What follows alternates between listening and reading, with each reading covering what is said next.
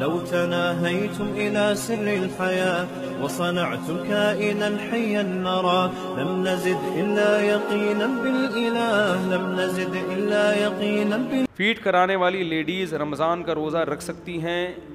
देखो, फीड कराना या प्रेगनेंसी ये कोई शरई उज़र नहीं है जिसकी वजह से रोज़ा छोड़ना जायज़ हो। फीड कराने वाली औरत को अगर रोज़ा रख के फीड कराने में चक्कर आना शुरू हो गए, उसको आते हैं चक्कर, इतनी कमज़ोरी हो जाती है, बेहोश होने का ख़तरा है, बीमार होने का ख़तरा है, गालिब गुमान हो, वहम ना हो, तो फिर वो रोज़ा छोड़ सकती है। लेकिन नॉर्मली ऐसा होता नहीं। समझते हो? ख़वातीन जो फ़ीड कराती हैं, मगरिब में जब इफ़्तार करती हैं तो इफ़्तार से लेके सुबह सहरी तक नॉन स्टॉप खाना शुरू करें। पूरे दिन के लिए एनर्जी उनकी बॉडी में सेव हो जाएगी। सही है ना? फिर वो फीड करा लें बच्चे को, तो इतना इशू होता नहीं है। रमज़ान का रोज़ा कोई मामूली हुक्म नहीं है जिसको छोटे छोटे उज़र की बेस पे आप छोड़ दें। फ़ुक़हा ने लिखा है जो मज़दूर गर्मी की शिद्दत में मज़दूरी करता है उसके लिए भी रोज़ा छोड़ना जायज़ नहीं है। हालांकि वो फीड कराने वाली औरत की निस्बत ज़्यादा टेंशन में होता है वो, तभी तो मज़दूर बेचारे रात को मज़दूरी कर रहे होते हैं। तो जब मेहनत मज़दूरी करने वाले के लिए रोज़ा छोड़ना जायज़ नहीं है तो फीड कराने वाली के लिए कहाँ से? हाँ, बीमार होने का ख़तरा हो तो अलग बात है, या बच्चे के बीमार होने का ख़तरा हो, दूध पैदा ही नहीं हो रहा जिसकी वजह से बच्चे की ज़िंदगी या वो बीमार होने का ख़तरा है, फिर मजबूरी में जायज़ है। लेकिन ऐसी मजबूरी आम तौर पे होती नहीं है। तो हत्तल इम्कान कोशिश करें रोज़ा रख के बच्चे को फ़ीड कराएं। और वैसे भी आजकल तो इतना आसान रोज़ा है, ठीक है गर्मियों का रोज़े हैं मैं मानता हूँ, लेकिन वो वाली शिद्दत ख़त्म हो गई जो जून जुलाई के रोज़ों की थी। तो हिम्मत करें। अच्छा, एक बात चल पड़ी है दूध पिलाने वाली ख़वातीन की, तो एक बात खूब अच्छी तरह खोपड़ी शरीफ में सब लोग को बिठा के रखनी चाहिए। शादीशुदा लोग भी बैठे हुए हैं ना।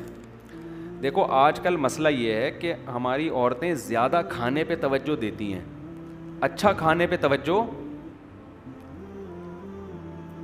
भाई मेरे 14 बच्चे हैं, मुझसे ज़्यादा कोई तजर्बा होगा बच्चे पालने का? बच्चे को अच्छा खिलाएंगे ना, अच्छा बच्चा बीमार नहीं होगा। ख़वातीन क्या करती हैं, अपनी टेंशन से बचने के लिए बच्चे को बिस्किट, चॉकलेटें, टॉफ़ियाँ, पापड़ पकड़ा दिए कि रो के तंग कर रहा है, पापड़ खा के क्या हो जाएगा? खुश।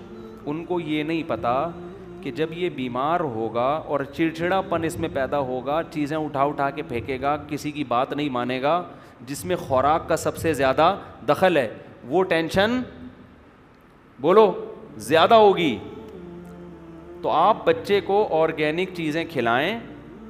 वक्ती तौर पर बच्चा तो पापड़ ही मांगता है, लेकिन जब उसकी खुराक अच्छी होगी, वो सेहतमंद होगा, वो आपको तंग नहीं करेगा, आपकी बात मानेगा, उसके चेहरे पे खिलखिलाहट होगी। बच्चे कह के लगाते हैं, ऐसा लगता है सारा आलम हंस रहा है, वो टेंशन से बचाएगा आपको। लेकिन हमारी औरतें कहती हैं वक्ती, जैसे चरसी कहता है ना, मुझे अभी चर्स दे दो, हीरोइन पिला दो, सुकून में आ जाऊं। ये नहीं पता तेरा सुकून इससे क्या हो रहा है, बर्बाद हो रहा है। तो अल्लाह का वास्ता दे के कहता हूँ, और हम भी अपने घर में कंट्रोल नहीं कर सकते, यही मिंबर पे बैठ के मैं भी बातें ही करके जा रहा हूँ। मैं अभी बातें करके जाऊँगा, मेरे खुद बच्चे के हाथ में पापड़ होंगे। तो बातें करने पर तो गवर्नमेंट ने कोई पाबंदी लगी, अच्छी बातें तो कर सकते हैं, तो कर लेना आदमी, शायद घर वाले सुन लें। क्योंकि आदमी हर जगह बदमाश होता है, घर में कोई भी, मुझ समेत कोई भी बदमाश नहीं होता। तो हमारे बच्चे भी पापड़ खाते हैं। लेकिन मैं आपको बताऊं, मैंने बच्चों पे तजर्बा किया है 6 महीने। समझ रहे हो कैसे तजर्बा किया, आपको बताता हूं। मैंने अपने 2 बच्चे, जैसे आदमी तजर्बा करता है ना मुर्गियों पे कि इनको ये खिला के देखें क्या रिजल्ट आता है, कितने अंडे निकलेंगे इससे, गाय पे तजर्बा करता है, हमने अपने 2 बच्चों पे तजर्बा किया। उन 2 बच्चों को मैंने 6 महीने इसका एहतमाम किया कि बाजार की कोई चीज़ खाने ना दूं मैं। 6 महीने उन्हें मैं क्या करता था, एक की उम्र होगी 4 साल, एक की उम्र होगी मेरा ख्याल 3 साल, ऐसे उन्हें मैं क्या करता था, सुबह रोटी पे देसी घी लगा के देता था। बच्चे खाते नहीं है जब तक मीठा ना हो, थोड़ी चीनी मिला दी उसमें, रोल करके उनको दे दी, ये खाओ।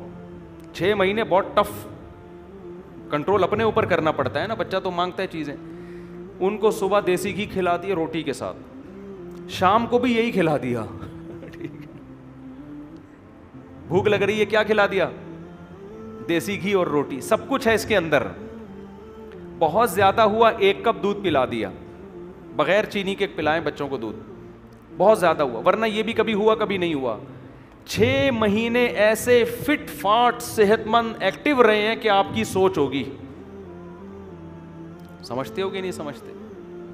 पूरी सर्दियां इस दौरान आई हैं, शुरू होके ख़त्म होके चली गई हैं, एक खांसी एक छींक भी नहीं आई।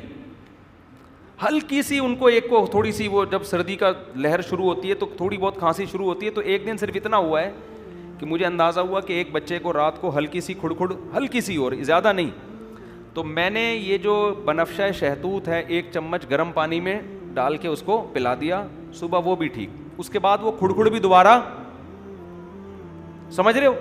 6 महीने ये काम करवाए, देसी घी और गंदम की रोटी, बस कोई चिप्स नहीं, कोई पापड़ नहीं, इस दौरान कोई टॉफ़ी नहीं, कोई चॉकलेट नहीं, कोई कोल्ड ड्रिंक नहीं।